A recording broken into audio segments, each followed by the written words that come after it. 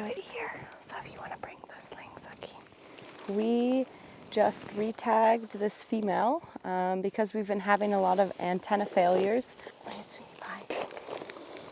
you zoom in, this is blood, most likely from a predator. That new tag we put on has a cable tie to help protect the antenna.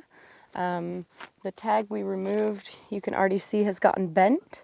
So our new design has cable tie to try and protect the antenna a bit better. Without an antenna, we can completely lose signal or have a significantly reduced range, meaning we can't find the pangolin. Whenever we do handle a pangolin, when possible, we take weight and circumference, whatever measurements that we can get. Because we don't sedate, it's very difficult to get any other measurements. But we're looking at, a long-term study of how they gain weight and lose weight over the different seasons. Last year was a severe drought. We had over 50% of our research individuals die.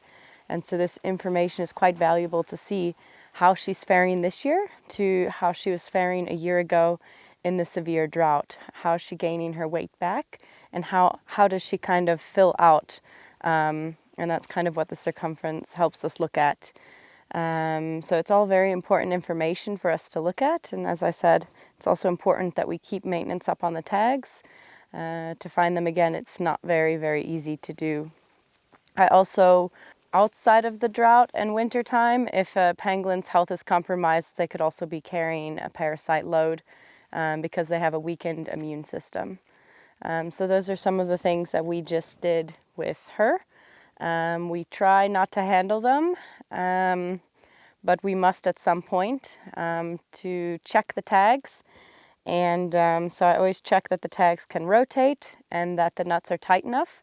We put a nut adhesive on, so hopefully she won't lose that nut or the tag.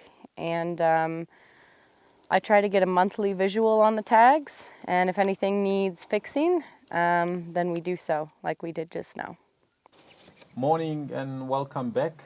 We have caught up with Kelsey, and Kelsey has something very interesting happening here. There's a couple of stuff on this table that Kelsey will be preparing. Kelsey, morning and welcome. Good morning. Thanks for coming. Well, thank you very much. What exactly are you going to do with all this that we see on this table? All right, so I am going to have to refurbish a tag. And as we wait for the layers to set, I'll explain to you what's going on over there. Okay. But as we've kind of documented already, the pangolin have a lot of issues with their tags. They're hard on the tags, they beat the tags up, and it's a very challenging thing. So very often we have tags fall off or tags break, and so we have to do a bit of a modification refurbishment with the tags to be able to use them again. As you can see, there's many there, and they are not cheap, so we try to save them when we can. And in general, the way we get the tags is not the way that we put them on the pangolin. So we're always doing kind of, you could call it aftermarket modifications to the tags. But this one here is a GPS UHF tag, and we're not sure what happened.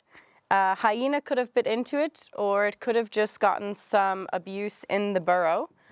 But the good news is that it is still working. I've tested it with the receiver. So what we're going to do is layer epoxy over this to seal it back up, that we can put it back onto a pangolin. I use different types of epoxy, but mostly the quick set epoxy because it's a bit softer.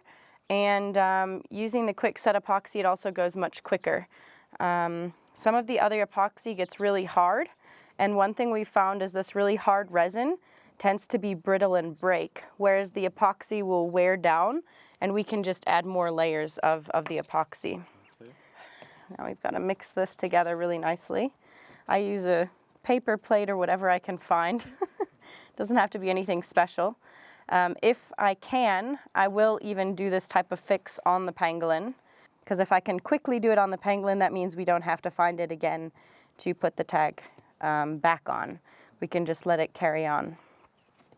So what this epoxy will do is it's going to help seal off the electronics here.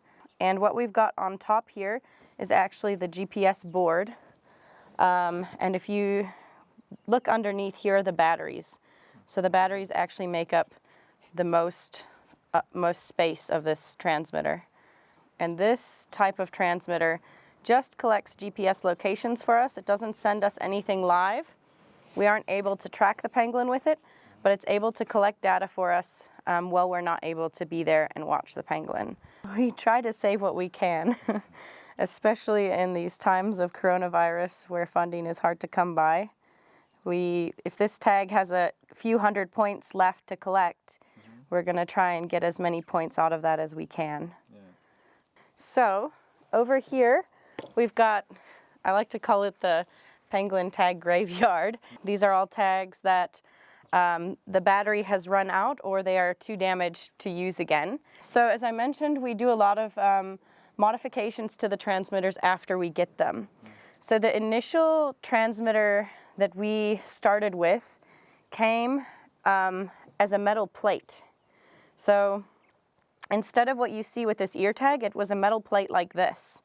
But what we found was the metal plate was either breaking off completely, and so then we thought, well, you know, this is actually a bit too rigid.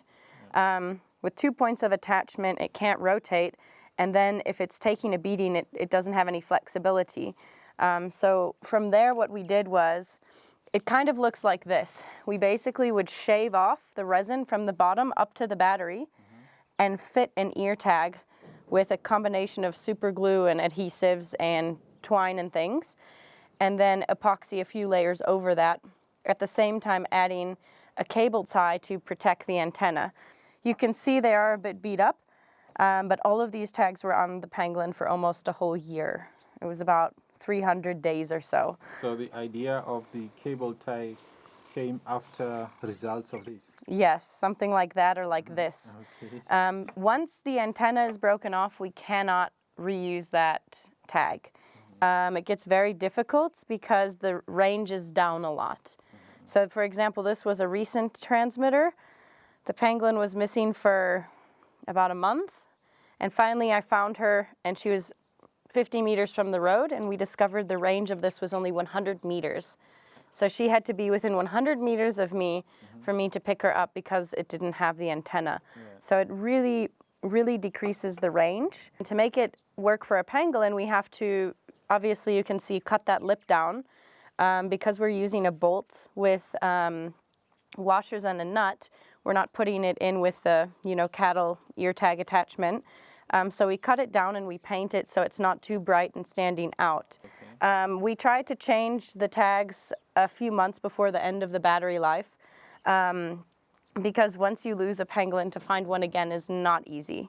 It's like finding a needle in a haystack.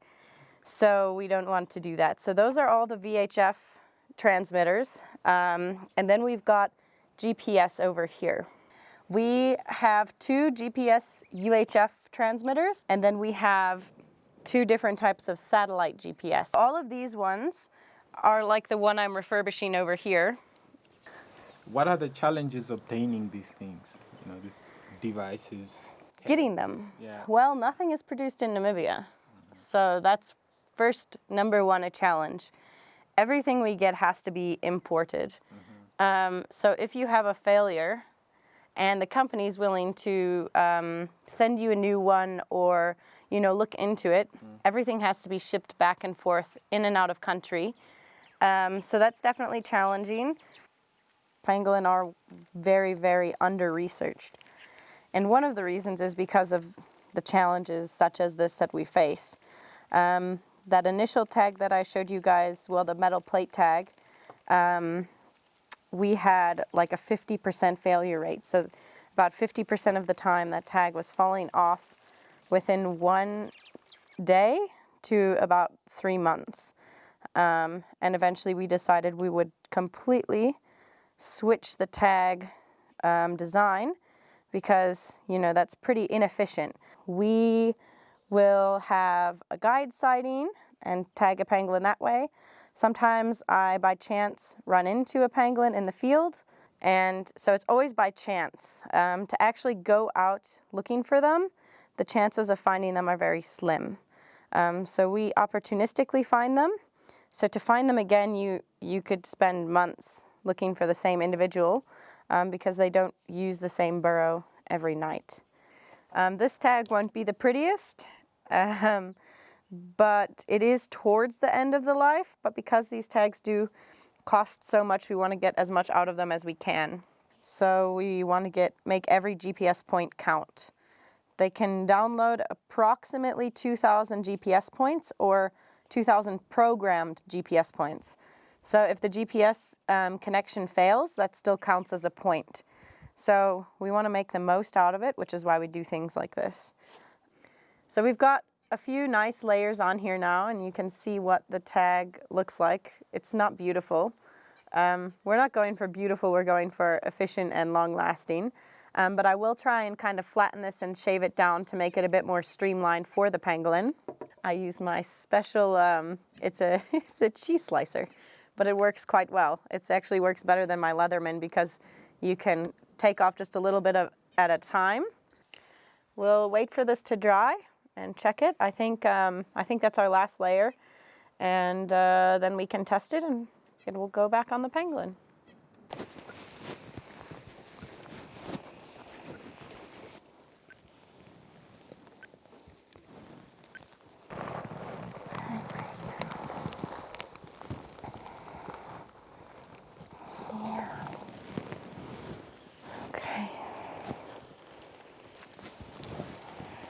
We just re-tagged this female pangolin. I didn't manage to get a weight or a measurement because she decided to make a run for it. And I don't like to keep them. If they try to run, as long as both tags are finished and secure, I let them run, and I'll just have to get her weight and measurements next time because I don't want it to be a really negative thing.